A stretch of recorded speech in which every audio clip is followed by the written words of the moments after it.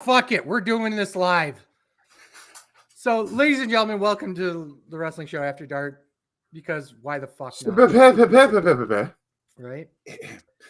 Ladies and gentlemen, boys and girls, children of all ages, the Wrestling Show proudly presents you its second weekly, mostly episodic show After Fucking Dark. Open my show right, dickhead. Well, you're still called Sleazy, so what else is new? This is a pop-up of a pop-up. Right? What were we fucking talking about? I can't So even we'll go back to the American side, because to me, the Newfoundland side as a whole, and I've been out of wrestling for 4 years, right? Still got a couple of people. If I really wanted to ask about how everything's working now, I'd be able to ask some questions. But like, basically what we're talking about is number of available talent to book outside of an area. In Canada specifically, if you go to Ontario, you're going to get a similar to what your American style is. Like on how the bookings, like just Newfoundland itself, especially being an island, shitty. Even in the Maritimes in Nova Scotia and New Brunswick and Prince Edward Island, they still have that within the drive distance, but they're all still connected. Specifically for Newfoundland, we're shitty, we're an island. Fly in and fly out. Right. And that is expensive as hell. Like from Newfoundland to the next closest airport, how much is that? Like ballpark, flying somebody in. Oh, like a distance or money? Money. I'm always talking money. to get to like Nova Scotia or Nova Scotia or New Brunswick or PI, I think it's like a couple $100, half an hour flight, maybe hour and a half. That's not too bad, but still Nova Scotia. Yeah, but once you hit there, you're on land. Like you can drive. There's people you can get the ferry across you drive across Newfoundland, you can get the ferry over Nova Scotia if you don't want to fly. That aspect is there too, but it's just for the rest of Canada and like for you guys down in the States, it's the talent pool is way bigger. And that's why like you'll see a bigger range of feds, I guess, because there's a pile of feds, as far as I know, up in Ontario compared to what's down here. And that's an interesting point, because just to kind of, I don't know why we've decided to talk about this, but we're talking about this. Like Newfoundland is kind of off on its own. This is for the Americans that watch this and have no idea where the fuck Newfoundland is from. Yeah, this is basically. Well, I believe more Americans watch this than Canadians, because a couple of my buddies do watch like every now and then. But especially this late in Newfoundland, it's almost 1:00. Right. If there's any Newfoundlanders up watching this shit now, cool, thank you. Most of you Americans are kind of just nonsensical scrolling through Facebook.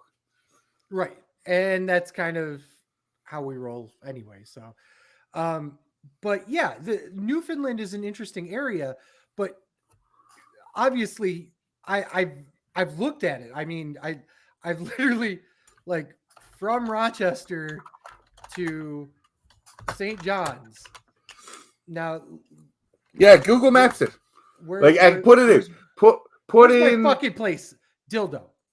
No, if you're going St. John's, which is the heart of Newfoundland, put in the hotel address, 240 or 115 Cavendish Square.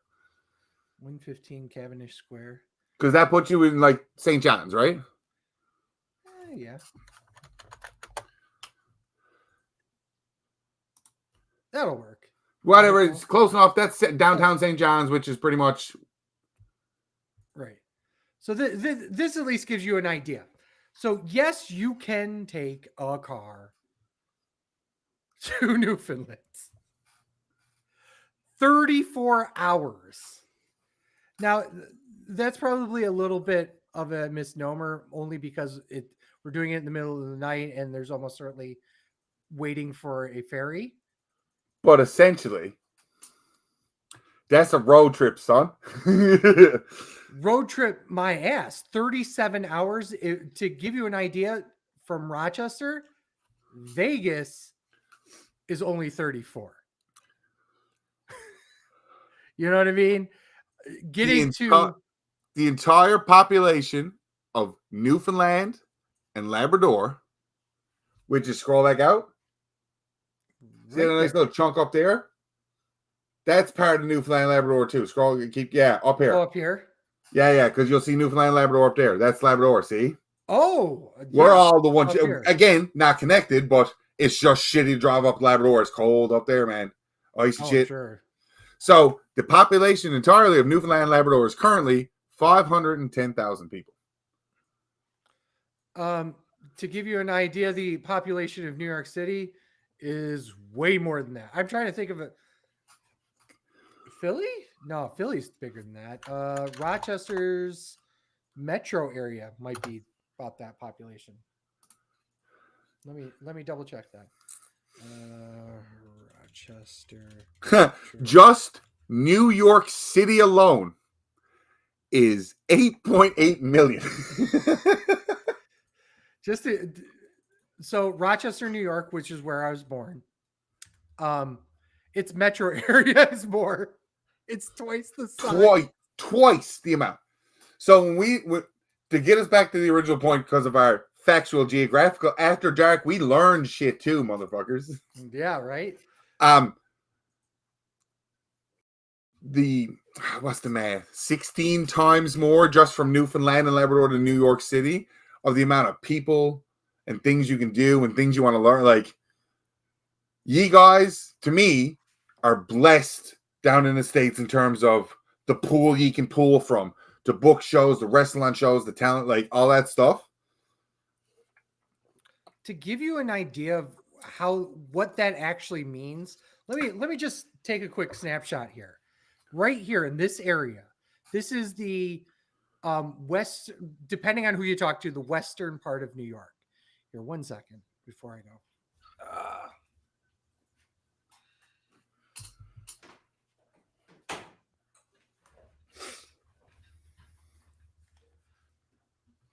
The western part. So the heart-shaped area. Yes, this entire, so there's like Interstate 90, Interstate 81 right here, if you can see my pointer at all. So you've got 4 relatively big cities. You've got Buffalo, Rochester, Syracuse, and down here is Binghamton.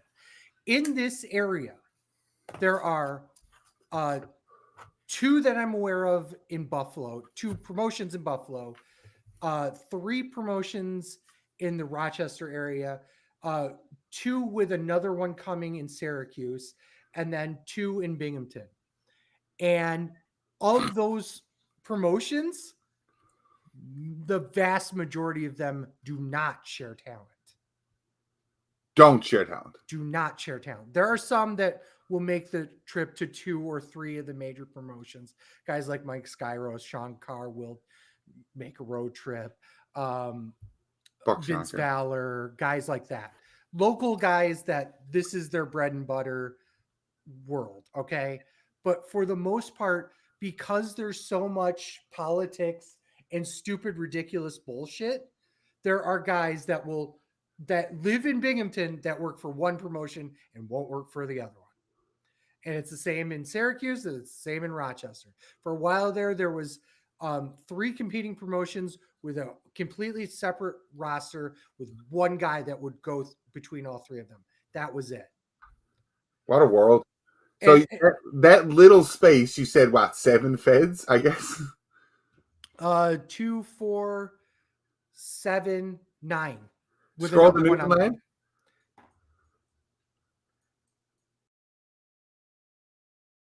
That's the same. Bay Roberts. I'm trying to remember because the feds here in Newfoundland. We don't talk a lot of local wrestling outside of most, but the feds here in Newfoundland currently: New Evolution Wrestling, Intercity Wrestling, and Atlantic Championship Wrestling. And there's a rumor of a 4th fed coming. Okay. I'm just trying to look place-wise that Inner City is the farthest one away, technically in the town where the place goes, right? Mm-hmm. Inner City Wrestling, Newfoundland.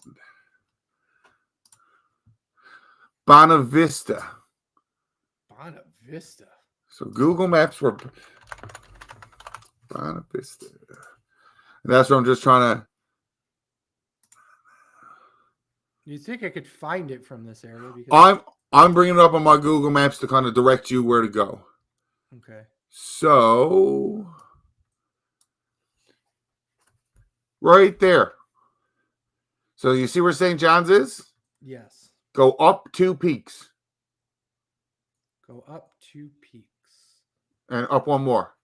Yeah. So Right there here. in abouts is where Bonavista is. Okay. So you Google Maps Bonavista to St. John's and see the difference of like the path you got to draw. So your distance compared to our distance. Let's go back to Starting point Bonavista, ending point St. John's. 3.5 hours. Is that in Bonavista? That's St. John's. So it's Bonavista, St. John's. Yeah. So we have 3 feds with a rumored 4th coming. And I'll even up the number just to be comfortable. I think there's 20 total workers here in Newfoundland. Man. Goddamn, pal. This is why I always say that, like, even what's up away in the Maritimes, Nova Scotia, New Brunswick, PR, up in like Ontario and all of stuff. The amount of feds up there compared to the distance of what we have here is crazy. Well, not even thinking about it, there's 6 that I'm aware of. So there's WXWCW or C4, which is Uno's promotion up here in Ottawa. There's see, to me, that's a road trip. I'd love to go see a mystery wrestling. Yeah. And that's the other thing is that Mystery Wrestling is also Uno's, but it's a separate promotion. Then you have Toronto, which is Smash mainly. Alan Taylor, great person, friend of the show, Alan Taylor, who came on the show a few years ago, I want to say. Haven't talked to him lately. That's kind of surprising, actually. I should probably go talk to him. Border City Wrestling, which is what's his face's that I'm drawing a blank on. Elgin? TNA. Demore, thank you. Then there's a couple other smaller promotions like Barry Wrestling and what's the other one in there? Oh, do you want a cool connection between Newfoundland and TNA currently? Oh, please. So, AJ Francis has crowned himself. Have you seen this angle yet? No, I haven't. The Canadian International Heavyweight Championship was a top singles title in the Montreal-based promotion Lutte International Wrestling. Originally, the belt was held and was live between the years of 1976, 1987. Wow. Some former champions, Dino Bravo, and then the Newfoundland connection would be that Sailor White held that title, beat Dino Bravo for it, lost it again to him, but the dates aren't askew. They just say it happened in the year. So the Newfoundland connection is that title is currently held by AJ Francis because he bought the rights to the title, debuted it on Impact, and went, I'm a double champion. Wow. That's phenomenal. Bought it. In my mind, the first thing I think is, what dead feds are around that I could go buy the rights to the title and just claim I'm the champion? And it's professional wrestling, so it's real. I mean, how real can it be? I mean, if I bought the rights to 2CW, I could make myself 2CW champion. If you ever made a fed, you could buy the rights to 2CW and use the 2CW and call it the 2CW Heritage Championship. Yeah. Or like memorable, like, you know what I mean? Tournaments like that. To me, what he did is brilliant because no matter what in another fed, like that's yours. Mm-hmm. If people don't want to use it, cool, but you have it available to use, like an extra prop, an extra title, whatever it is. Like it's, I want to go searching through Canada and buy all the feds just to be like, haha. Right. I mean, goddamn. And there's a lot of them that have died over the years. I mean, some big feds have like really eaten some bad times. So some hard times, Daddy-o. Hard times. I think that by the way, as we are 14 minutes into After Dark episode number 4, the random booking episode. Right. So I know we were kind of shooting the shit a little bit beforehand about, just booking in general and just philosophies. And we didn't even get deeper into philosophies at all. But you and I have both been in the business. I want to say, Cup of tea, cup of coffee. That's yeah, fine. minimum a decade now for each one of us. You were probably longer than me, actually, because I started. The difference with mine is, in terms of when I first ever stepped into a ring and young and stupid, not knowing anything, till like last time I stepped in the ring might have been a long time. Not as many.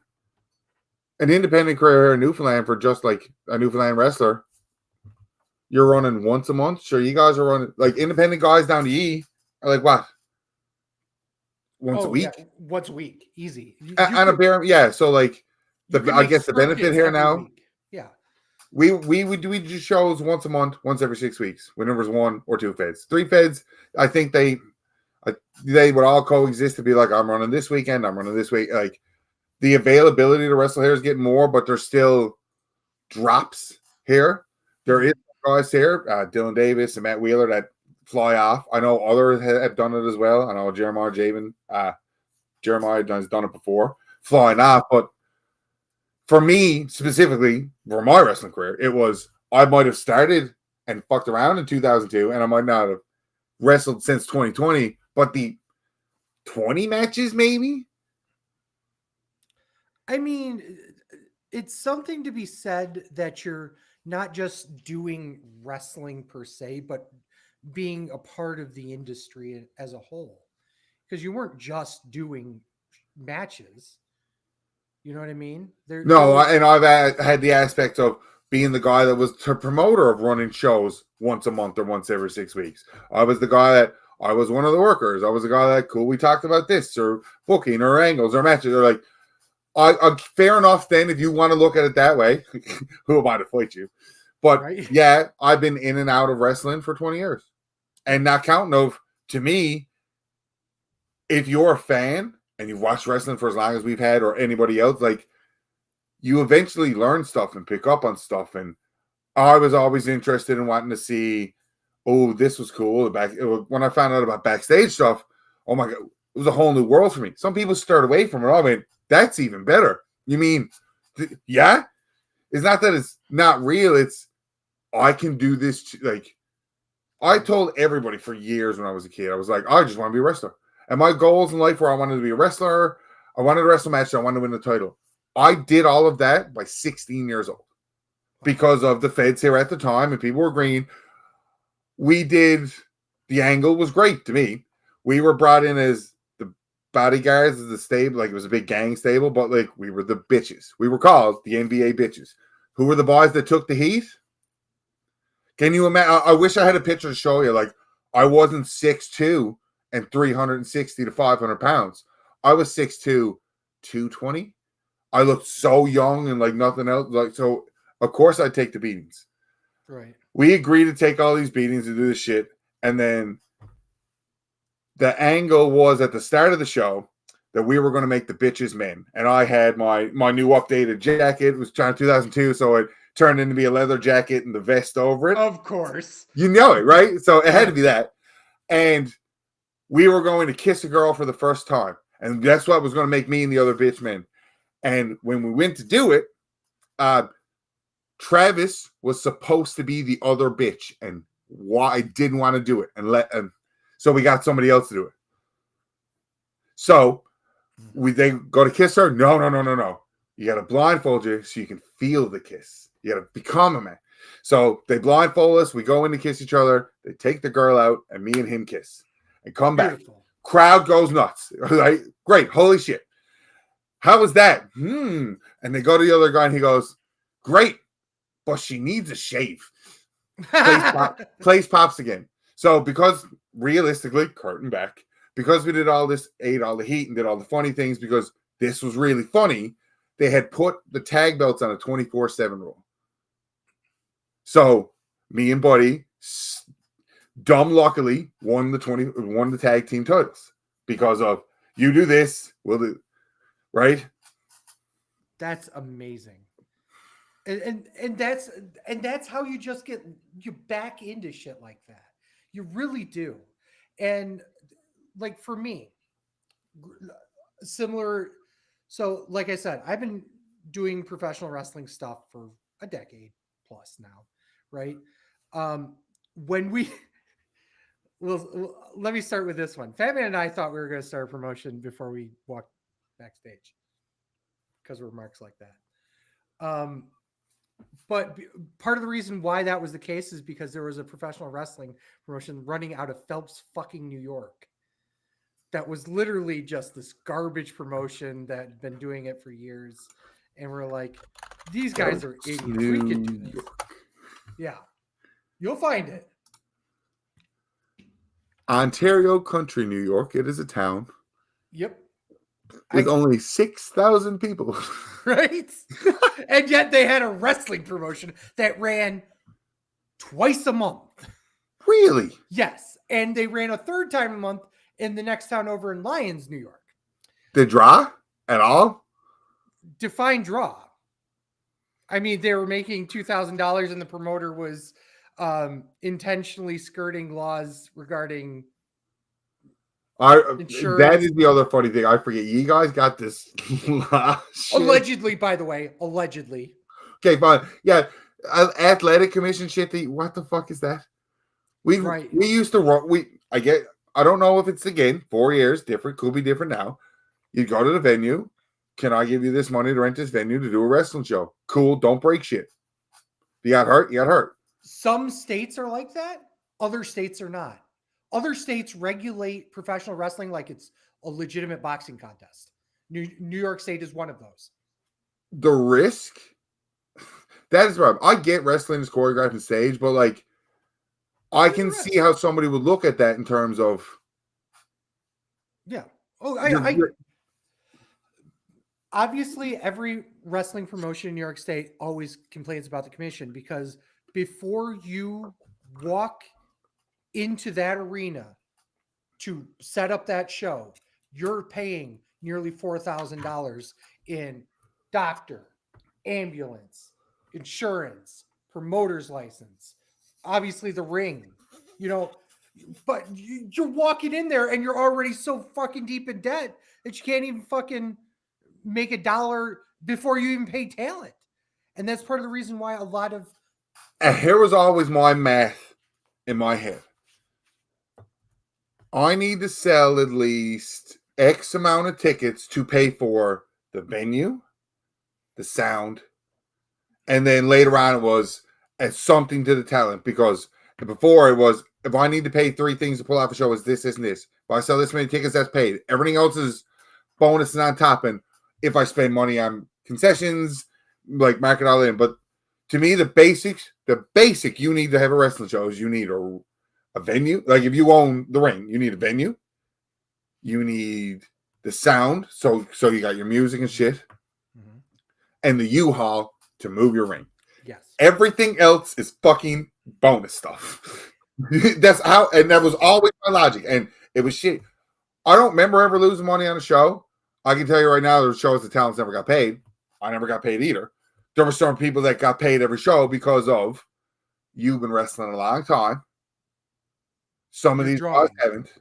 And even then, it was just like there were certain people that, okay, you have been wrestling a long time and what we do. And like, that's why when there were shows that the newer people that were coming in didn't get paid, I looked them straight in the face, and me and the other owner didn't get paid on this show because we understand, we're letting you know some people did get paid, but some shows were, you never lose money. There was some shows that talents never got paid.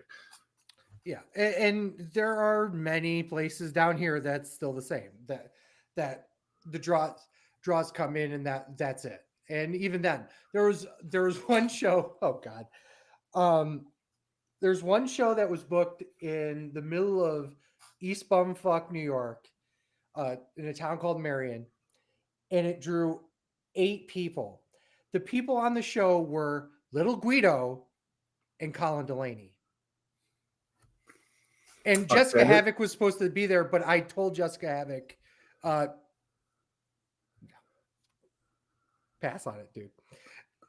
So fucking Sleazy, one of the 8 people out in the crowd now, or 9 people in the crowd, being this fucking Uber mark for all the faces and booing all the heels and trying to make it, enjoyable for everyone that's around. I would constantly do shit like that for anybody. And to the credit of every single time I've done a show, if I'm there to work. It doesn't matter if I'm on the show. It doesn't matter if um, something happens and I'm, cut from the show. I'm there as early as I can, and I'm the last one out the fucking door. And that's been my MO for 11 goddamn years, because that's how you do professional wrestling. These assholes that go, "Oh, I'm done with our match. I'll see you later." That happens a lot. And I've been every which way. I've yeah, been the guy that was there first in the morning, last at night. I've been the guy that was first in the morning after my match fucked off. I've been the guy that wasn't there in the morning but was there at night and was there to like. I've hit every aspect of it. yeah, absolutely. I personally like my favorite, and I always like this rule was I'll be there first in the morning, and I'm going to do everything to help and try to be helpful and blah blah blah blah up until that show ends. Once that show ends, you have physically gotten enough out of me for that day. I'll stay around and poke around, chat up, and oh yeah, do this, but like I don't touch the ring after the show anymore. When I used to last going off and wrestle, because I did everything else. I thought, anyways, of being there early and trying to help out and shit like that. So I just never used to touch the ring at the end of the night, last going off, and it. Whatever. I mean, and that's the thing, is that's the expectation though for you. And to your example, at that point, I was in the business or around the business for almost 20 years. Right. So you had that. You know, you had. I'll always give it quotations because it's, to me, the amount of matches I've had does not resonate the fact that I was in or around the business for 20 years. And in around 2005, I just stopped going and being a wrestler and doing all that shit and didn't come back until CW came back in. Oh, it's not up on the wall. That's not one of the ones up on the wall. 2011, 2012. I'm trying to remember. And my brain's mush from drugs. But yeah, so like from 2005 to 2012, we'll say, 7-year gap that I wasn't still watching wrestling, still had friends that were in wrestling. I just never went and did it. So mathematically, I'll even take those 7 years off. Right. Well, look, to be fair, there's a couple of years where I didn't go anywhere because of COVID. So it's in the same. That's when I stopped. It was March 2020, and it was the perfect way. It was the show that I booked or helped book, and the show opened. Me and my tag team partner finally had our final split that they've been teasing forever, to which my old manager came out, and I beat him and was double champion to start of the show. And then the main event of the show was a 4-way tables match. And by table, some were tables, some were doors. Or some were tables, some were just boards, not doors. And me and 2 other guys are there, and there's a mystery 4th guy, and it was my partner from earlier. And the 3 of them beat me as the first guy out of the tables match through the board. And oh, that sucked. And that was my show. So I opened the show to win 2 titles, and then at the end of the show, I lose one of the titles. That one actually, that was the one I won. They have a new version of it now, like a new, nicer looking belt of it, and it's not branded. I think that they're all using it because it's a Newfoundland Heritage title. It's not branded. It does look like a really nice belt, but it's not branded like where that one says CEW. Okay, yeah. So yeah, I won a belt. I won a belt to be a double champ, and then I lost the belt in the main event. So I just left with 1 belt. That was my last show I've ever, like, as I was a worker or owner or booker or whatever, anything I was attached to, that was my last show. And then COVID happened. And then when the boys came back, because I like drama, there was drama. And then that drama just evolved, and I've never gone back. And I'm fun. I've had my fun in wrestling. There's been questions asked over the years if I'd come back and stuff like that. I've said I've given 2 options to the reason I'd come back to wrestling. And I know neither one of them will be met.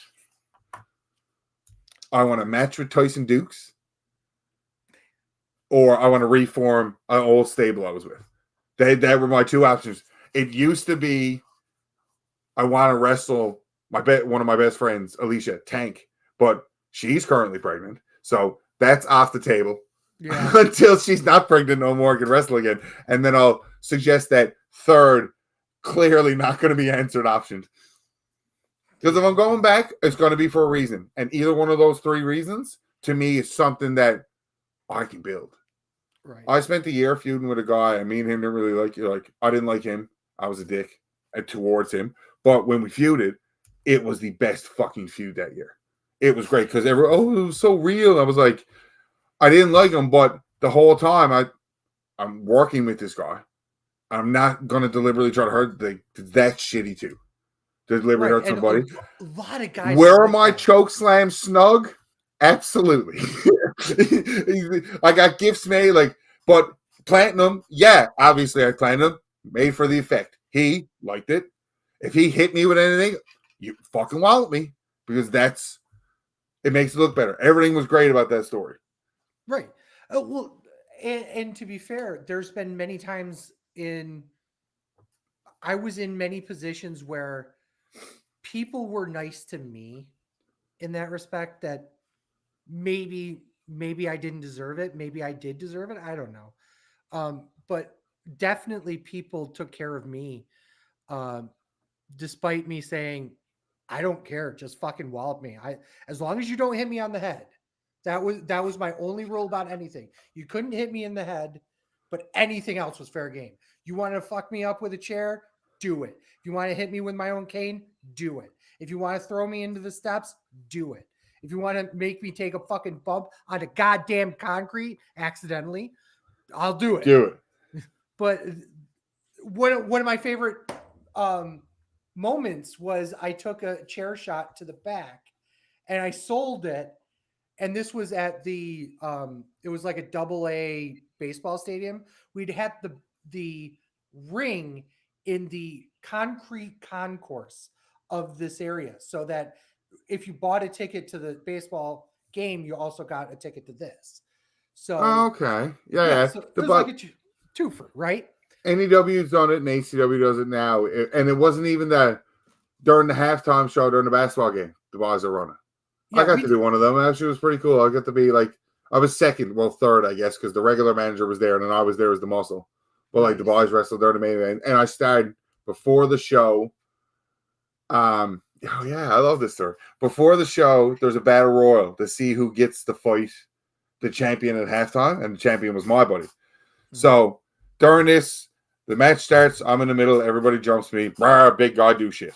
Right. The mascot, the guy who played it since passed away, Buddy the Puffin, the mascot eventually gets to go into the ring, and me being the big monster heel, of course he's going to face off against me. He's supposed to hit a crossbody off the top rope, and I catch him and I throw him over the top. He's in a fucking penguin suit. We say, let's go practice. Go to the top rope. Nah, I'm fine. You sure you don't want to practice? Yeah, no, I'm good. Okay. He gets to go up and go on, and he could have done this purposely, and God love him if he did, but it looked fucking great. He goes to climb to the top rope. I'm just stood there waiting. I'm like, come on, are you going to jump? What are you doing? Just being big, dumb guy in the middle of the ring. And he fucking trips and eats the ring.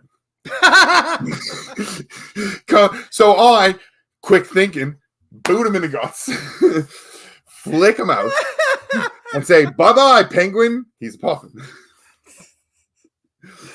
And then I'm fighting my brother, Scott, like Buck Gotch and Scott Gotch are the final two. Mm-hmm. Bang, bang, bang, bang, bang. And I blast Scott, and I go over, and I yell at Buddy. And I yell at Puffin, call him a penguin again. And he swipes at my feet, and I lean, and I'm a big guy. So I lean over the top rope, and I go, hey, don't you take a swipe at me. And I'm yelling at him. Scott recovers. Dink. Dink. Yeah. You knew that it's coming. And it's beautiful. Great. Love it. Scott goes to fight. Scott wins the battle royal, and then he fights Blake for the title. Blake wins shenanigans because heel's got to go. Right? But, to me, that was my stadium, and it was fucking... I love how we're trading war stories. That's what we're doing. Well, I didn't even finish mine. So, funny enough, we did have a similar thing where we had the Rumble pony, and I'll show a picture of him. He wore that into the ring. I don't know how we got him in there, but the entire costume's got to be like 8 feet tall, and obviously faced one of the heels, and they did a spot, and Rumble Pony and the big heel got knocked out at the same time because they're doing something else. But anywho, I was doing this spot where you get hit, and it's concrete. 3 sides of the ring have pads on them. One side of the ring does not. It's straight concrete. So I go, okay, I gotta sell powder out. So I go, and then slowly roll my fat ass out. And then all of a sudden you hear, because I slam on the concrete and I don't realize there's no pad there. And I just take it. And you could hear the reverberation of me slapping onto the concrete. It was it sucked, to say the least. And to be fair, the chair shot before it was even worse because I pre-sold a little bit for it. So he got me on the tip of the chair right on my spine. It was just one of those times where it's like, oh God, this did not go well. It hurts me when you talk about that. Right? Because I think I get to show, go to our chat and share that video.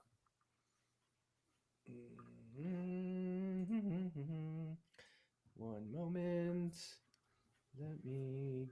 Let it play through, because there's the regular motion and there's 2 slow motion versions after. Oh, cool. Oh, God.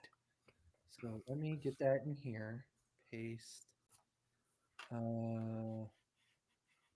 This is probably going to automatically. Oh, Jesus Christ. That's the first chair shot I ever took to the head. Okay. Oh, Jesus. Fucking Christ, dude. Man. Oh.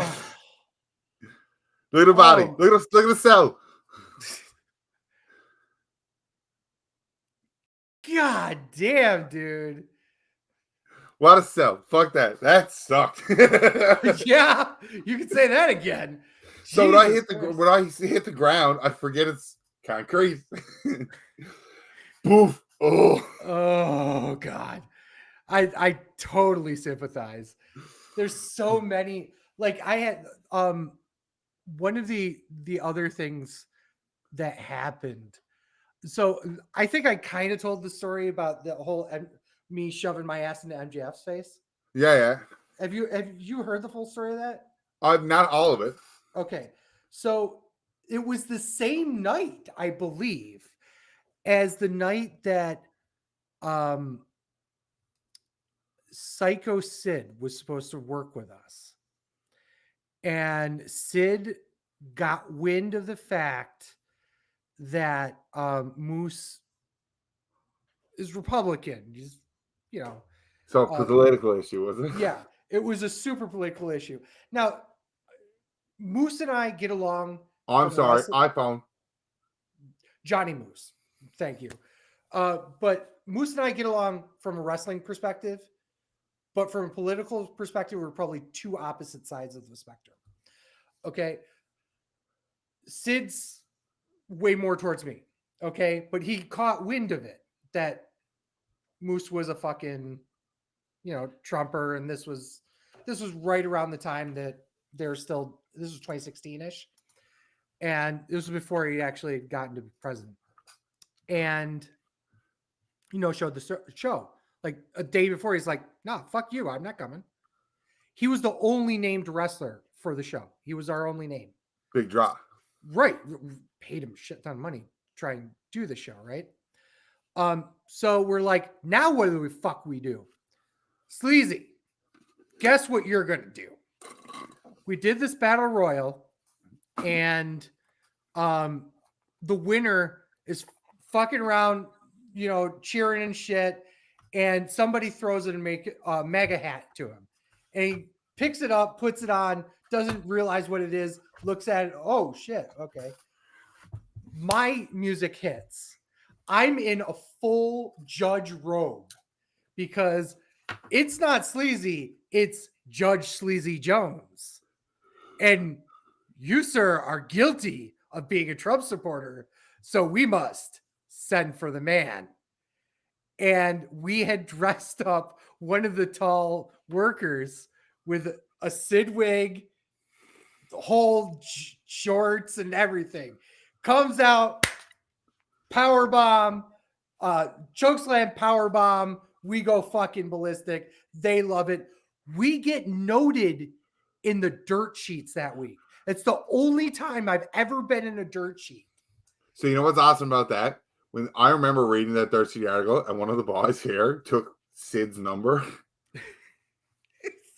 It's fucking hilarious. Like, I had no idea that it was going to turn into that big of a deal. And it's my only note of fame is I was Judge Sleazy Jones in a fucking Sid cosplay. Bring up that. See, this is where you should be on the ball with bringing that shit up the show. Yeah, I don't like bringing that shit up either because... Dude, we just showed me getting scolded by a chair. Fuck you. Yeah, that's true. Like, here's Ryan. Here's why Ryan's dumb. Like, fuck you, man. Well, no, I mean, I just don't like. It feels like gloating for me, being able to do shit like that because I've been blessed with the things I've been able to do. The MJF thing happened only because they were originally going to have Johnny Moose do the Sting face. Johnny Moose didn't want to do it. And literally last minute got on the things that, you know what? Fuck it. Sleazy's going to do it. And I don't fuck around. I drop my drawers and do it. You know what I mean? I don't work that shit. You got to. I get it. I kissed the guy in the middle of the ring. Right. So we're in the same breath. I popped Sean and Slick Wagner Brown because they didn't realize I was going to go full ass. So, but yeah, that was a whole like last minute thing that happened. I've introduced out of all the belts in Excite Wrestling, I've introduced directly two and indirectly a third one. How do you indirectly introduce the title? It's kind of a sad story. So there is a gentleman named Ash Aubrey, Jeff Greeno, and Jeff was the main trainer for the Excite Wrestling Academy or 607 Wrestling Academy, whatever they called it. And he died suddenly of a heart attack. And I was able to help facilitate one of the titles. Like they created a title for him in his honor. And they use it as a live title, but also his wife has a copy of the title as well. Oh, nice. So his legacy lives on because it's basically the student title because obviously he was the trainer, the main trainer. Yeah. So that still goes on. They still wrestle as an active belt. They do a lot of cool stuff with it. And it just in general is just nice. I also, the joke of the international title was an accident. So there, Moose was planning on, I hate bringing shit up that's not my thing, but whatever. This is after dark. It's after midnight, whatever. Yeah, right. It's just fucking around now. Yeah. So, and I got to get to bed sometime soon, but I'll tell this story and call it a night. The Excite Championship was due for I don't know if he was going to make it part of the tag titles or something, but when he ordered the title, he got it. It was, the color was different than it was supposed to be. And he was like, no, fuck this shit. Just take it back. I don't want it anymore. And they're like, okay, we'll take it back. Well, come to find out, like 3 or 4 weeks later, we get a call from one of our fans that says, I'm not sure you realize this, but your title, but with the red X, is for sale on eBay because the guy decided to just sell it on eBay. And Moose is like, fuck me. I don't want another fucking promotion take my title and call it the Excite division. So he ended up buying the title off the fan who had bought it for him. And then we just went, okay, well, I guess we got a mid-card title now. So at no point could you have used, like, was it the same belt? Like, could you have not used it for a gimmick, like a certain wrestler, like a title versus title? Like, I'm the real champion. Well, that's what we were trying to brainstorm what we were doing. And I came up with the idea of, well, it's the international title. You want to put it in the match here with the three guys, because there was a triple threat match on the card, and it was Alexander James, who's now a trainer for WWE, but he worked in Germany for many years. Okay. Brute Van Slyke, who was a local guy, but went to Japan and came back. He worked for Wrestle One for a while. And then the other guy was Jeff Cobb. And we did a three-way, and I was like, yo, dog, guess what? This is the international title, because we got a bunch of international people. It was Alexander James, so it was supposed to be Brute. It was supposed to be a whole thing between Brute and Alex, and Brute fucked up his knee, and he was out for 4 months, 30 seconds into the match. Yeah, totally fucked up the match. They had this full three-way together, and he literally takes 2 steps ahead, and then all of a sudden, out of this, as I'm cutting the promo about what the title is, he goes, oh shit, and then powders out and goes to the back. And they have to fucking do a one-on-one match out of nowhere. I come out and give the title to Alex. He's like, what the fuck happened to Brute? I'm like, I think he fucked up his knee or something. Yeah, fucking man. Yeah. Oh shit, belt. What the fucking belt, man? But yeah, but that's how that started. And then we put the tag titles. We introduced the tag titles in a one-night tournament, which included like Dan Barry and other people. And the winners were, I can't remember LSG and Shaheem's tag team. What was it? Air Force. It was the Top Flight or Top. I can't remember. It was Shaheem Ali and LSG from Ring of Honor. LSG's a great dude, you know.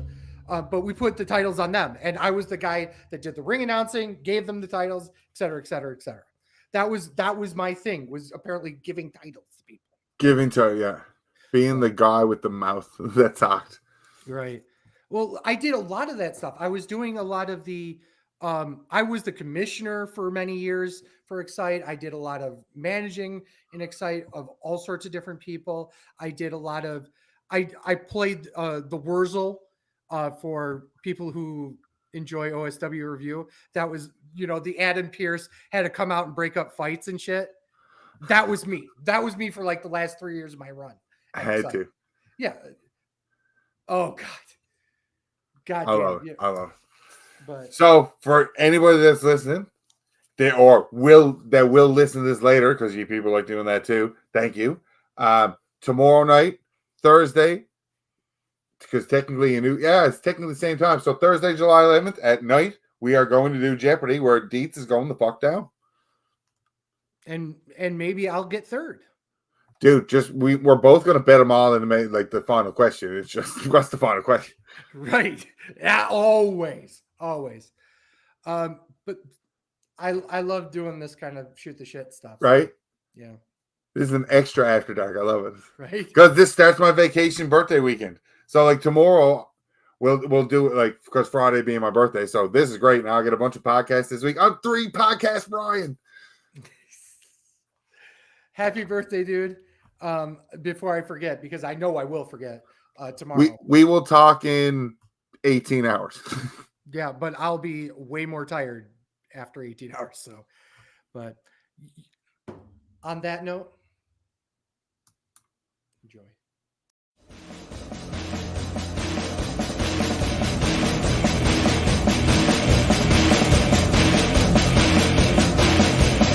I'm a truth that you seem to run from. I'm an army of one. I'm a clip in your gun.